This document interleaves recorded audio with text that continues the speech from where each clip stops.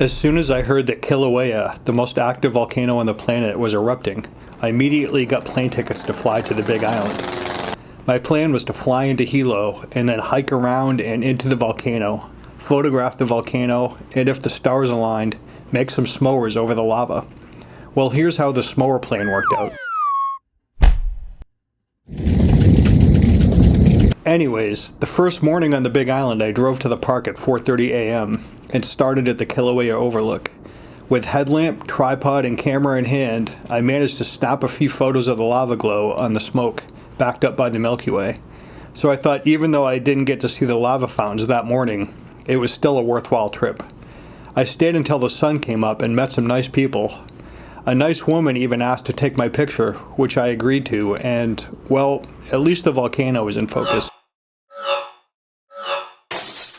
After that, I drove by the steam vents, a fabulous area of widespread surface steam generation, located past the visitor center but before the Kilauea Overlook. This steam is created as groundwater comes into contact with rocks heated by magma deep underground.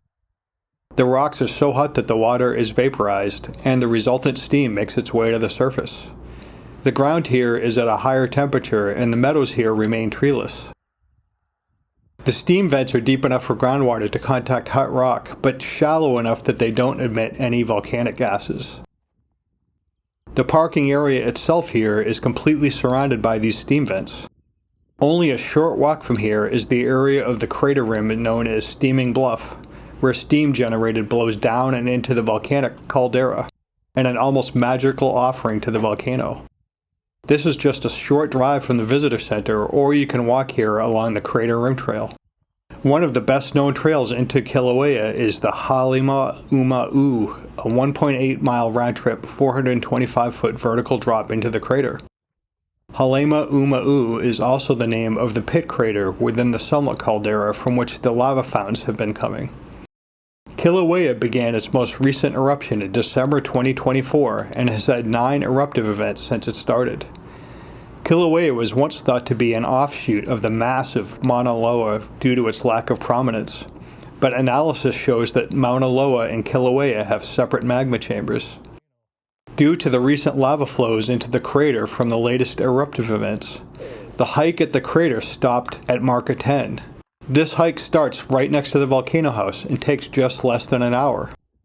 Along the trail, note the ferns in this tropical rainforest environment. Some of these ferns may live over 1,000 years. Guests of the volcano house have used this old trail since 1846. The Halema'uma'u trail used to travel across Kilauea caldera to the edge of the Halema'uma'u crater before it began erupting in 2008. Halema'uma'u means House of the Ama'u Fern. There has been a lava lake inside the crater since 2008, and it issues tons of dangerous sulfur dioxide gas every day.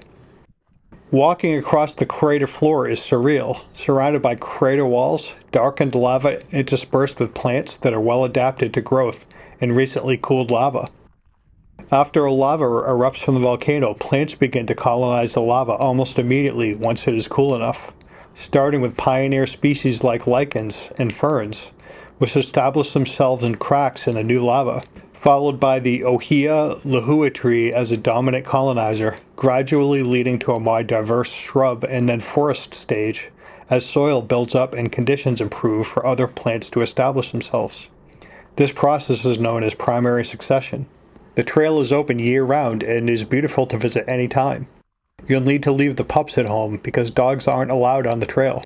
The trail is mostly wooded and heads towards the crater. After about a mile, you exit the woods and arrive at the edge of an open landscape covered in volcanic rock. The trail starts near the Kilauea Visitor Center, which is a great place to stop and learn more about the area before or after your hike. Return the way you came. After you reach the top, consider lunch at the historic Volcano House Lounge, with sweeping vistas of the crater. After having been to Kilauea and hiking, if the volcano were to erupt the next time I'm on the Big Island, I would go first to the volcano house to see the eruption, as it has the best views of the eruption zone in Halema'uma'u in my opinion. If you like this video, please click like and subscribe.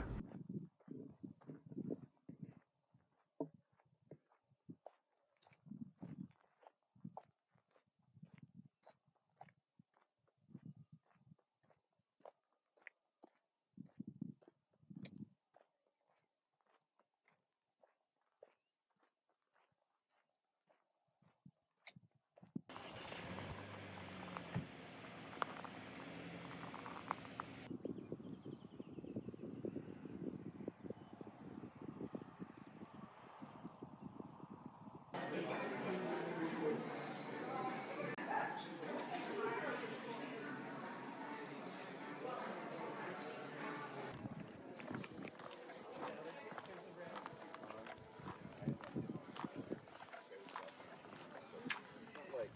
okay, you and me are gonna stand.